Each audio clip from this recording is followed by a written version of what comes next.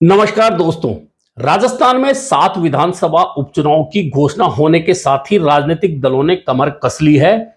और कांग्रेस प्रदेश अध्यक्ष गोविंद सिंह डोटासरा ने जहां 7 सीटों पर चुनावी तैयारियां शुरू कर दी है, वहीं भाजपा के प्रदेश अध्यक्ष मदन राठौड़ ने भी दावा कर दिया है कि जिस तरह से हरियाणा में हमें अंडर एस्टिमेट किया था और बाद में हमने हैट्रिक लगाते हुए सरकार बनाई, वैसे ही राजस्थान में 7 विधानसभाओं पर भाजपा जीत दर्ज करेगी। हालांकि दावे हमेशा पार्टी अध्यक्ष कोई भी हो वह यही करते हैं कि तमाम सीटों पर जीत उनकी होगी। हालांकि अंदर से वे भी जानते हैं कि ऐसी संभावनाएं बिल्कुल नहीं है। हालांकि राजस्थान की जिन 7 सीटों पर उपचुनाव होना है, उनकी प्रवृत्ति और प्रकृति तमाम राजनीतिक दल जानते हैं और यह भी तय है कि भाजपा दूसरी सीट जीत जाए तो उसके लिए बहुत बड़ी उपलब्धि होगी। वहीं कांग्रेस अगर चारों सीटें बचाने में कामयाब हो गई तो उसमें ही उसकी जय जयकार होनी तय है। यह तो है असलियत, लेकिन फिर भी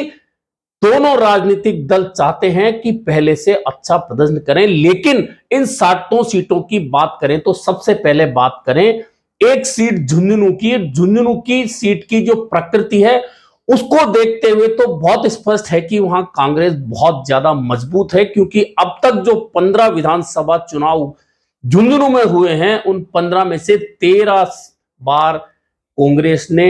चुनाव जीता है और सिर्फ 2 बार, एक बार डॉक्टर मूल सिंह ने और एक बार सुमित्रा सिंह ने भाजपा के टिकट पर झुंझुनू में पार्टी का खाता खोला था। इसके अलावा कभी भी पार्टी को वहां जीत नहीं मिल पाई है। ऐसे में भाजपा आखिरकार झुंझुनू सीट को कैसे जीत दर्ज कर सकती है, इसे लेकर बहुत सारे कयास लगाए जा रहे हैं। लेकिन वहां का चुनाव एक वजह से अलग हो सकता है और समीकरण बदल सकते हैं, क्योंकि वहां इस बार ना सिर्फ कांग्रेस से बल्कि भाजपा से भी मुस्लिम उम्मीदवार उतारे जाने की मांग बहुत प्रबल हो गई है। दरअसल यह मांग इसलिए हुई है कि झुंझुनू में जाट और मुस्लिम के अलावा अगर तीसरी कोई कौम है तो वह राजपूत है, जो प्रभावशाली है। लेकिन चूंकि जीत हमेशा जाट उम्मीदवार की हुई है और एक बार माहिर आजाद ने विधानसभा चुनाव जीता था और वह भी सीसराम ओला को हराकर। ऐसे में झुंझुनू में मुस्लिम दावेदारी हमेशा रही, लेकिन टिकट हमेशा जाट को मिलता रहा। ऐसे में इस बार चूंकि उपचुनाव है और उपचुनाव में समीकरण कोई नया उम्मीदवार, नया वर्ग उतारकर ही बदला जा सकता है। जहां तक 2023 के विधानसभा चुनाव, जो आम चुनाव हुए थे, उनकी बात करें तो कांग्रेस के ब्रिजेंद्र ओला का मुकाबला भाजपा के बबलू चौधरी से हुआ था और उस मुकाबले में बड़े अंतर से ब्रिजेंद्र ओला चुनाव जीतने में सफल रहे थे। अब वे सांसद बन गए, लेकिन भाजपा के बागी राजेंद्र भामू के वोट जो आए थे वह इतने थे जो हार जीत के अंतर से भी ज्यादा थे। अब लोग कहते हैं कि यदि बबलू चौधरी और ब्रिजेंद्र ओला का सीधा मुकाबला होता तो चुनाव में तस्वीर कुछ और बन सकती थी, क्योंकि ब्रिजेंद्र ओला को जहां 82,000 वोट आए, वहीं राजेंद्र भामू और बबलू चौधरी के वोटों को मिला लिया जाए तो यह आंकड़ा लगभग 1 लाख वोटों का होता है। लेकिन यह सिर्फ चर्चाएं होती है, ऐसा होता नहीं है कि एक उम्मीदवार होता तो वह जीत ही जाता। लेकिन अब भाजपा में दावेदारी किसकी है? चर्चा राजेंद्र राठौड़ की भी चली, लेकिन राजेंद्र राठौड़ ने बहुत स्पष्ट रूप से कहा कि यदि पार्टी उन्हें चुनाव लड़ने के लिए कहेगी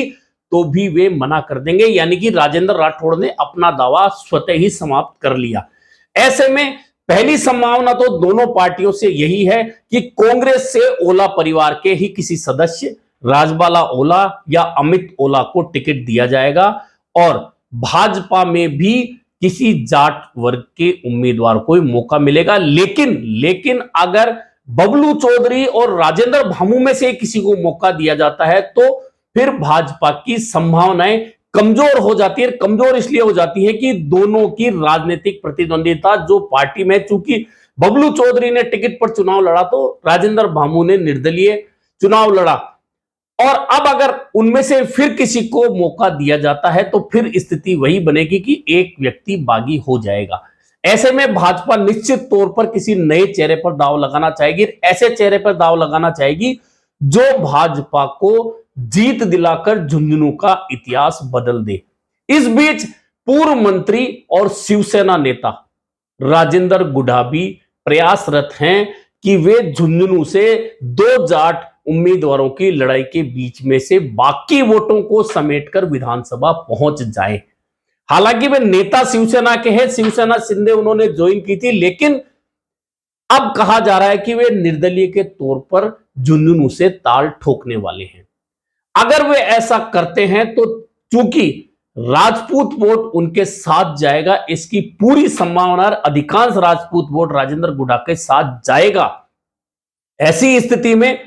भाजपा के कमजोर होने की संभावना ज्यादा होंगी और फिर कांग्रेस को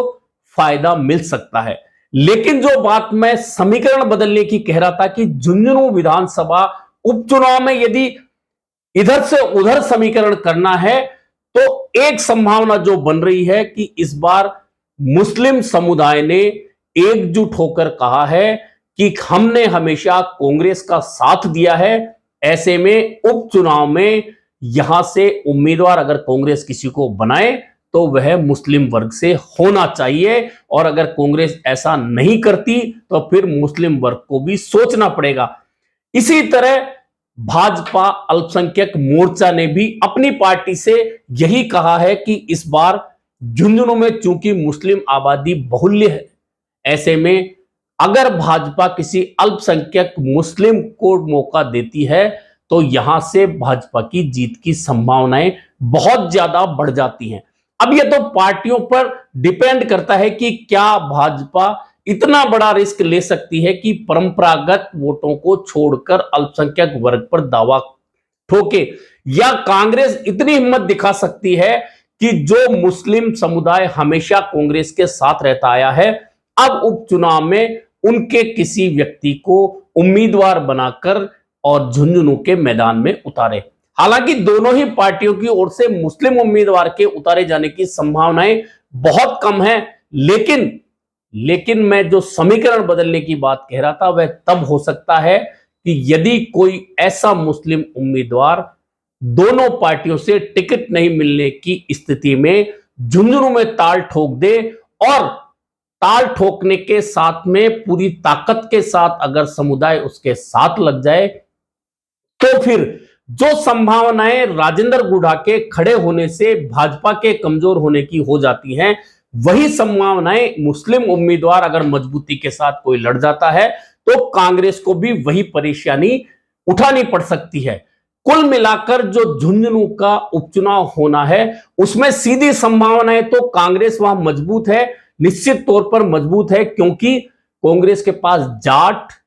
मुस्लिम और एससी के अलावा जो परंपरागत वोट बैंक है वह बहुत मजबूत है, और ओला परिवार के साथ में लंबे समय से जो लोग जुड़े हुए हैं वे आज भी उसी परिवार के साथ जुड़े हुए हैं। ऐसे में ओला परिवार को हराना, वहां कांग्रेस हराना अलग बात है, लेकिन ओला परिवार के वोटों को तोड़कर भाजपा में शिफ्ट करना सबसे बड़ी चुनौती भाजपा की यही है। लेकिन अगर कोई ऐसा उम्मीदवार भाजपा जाट वर्ग से उतारने में सफल होती है जो राजेंद्र भामू और बबलू चौधरी के अलावा हो, और यह दोनों भी उसके सामने बागी के तौर पर चुनाव नहीं लड़े, उस सीधे मुकाबले में अगर भाजपा का परंपरागत ओबीसी, ब्राह्मण और वैश्य वर्ग का वोट अगर भाजपा के खाते में एकजुट होकर आ जाता है तो फिर झुंझुनू का यह उपचुनाव निश्चित तौर पर कोई नया बदलाव ला सकता है। हालांकि अभी चुनाव की घोषणा हुई है, नामांकन का काम शुरू होना है और पार्टियां 24 अक्टूबर से पहले संभावना नहीं है कि उम्मीदवारों की घोषणा करेगी, और नामांकन के अगले दिन यानी कि अंतिम दिन ही दोनों प्रमुख पार्टियों के उम्मीदवार सामने आएंगे। लेकिन झुंझुनू का उपचुनाव क्या इस बार ओला परिवार की प्रतिष्ठा को तोड़ने में सफल हो सकता है, बीजेपी के प्रयास से या राजेंद्र गुड्डा की ओर से निर्दलीय ताल ठोकने की स्थिति में कांग्रेस फिर वहां से बड़ी आसानी से जीत कर आ सकती है, या फिर जिस तरह से मुस्लिम समुदाय ने दोनों पार्टियों से दावा जताया है, तो क्या मुस्लिम समुदाय एकजुट होकर किसी उम्मीदवार को मैदान में उतार सकता है? इन तमाम संभावनाओं के बीच में झुंझुनू का यह उपचुनाव बहुत ज्यादा महत्वपूर्ण रहने वाला है।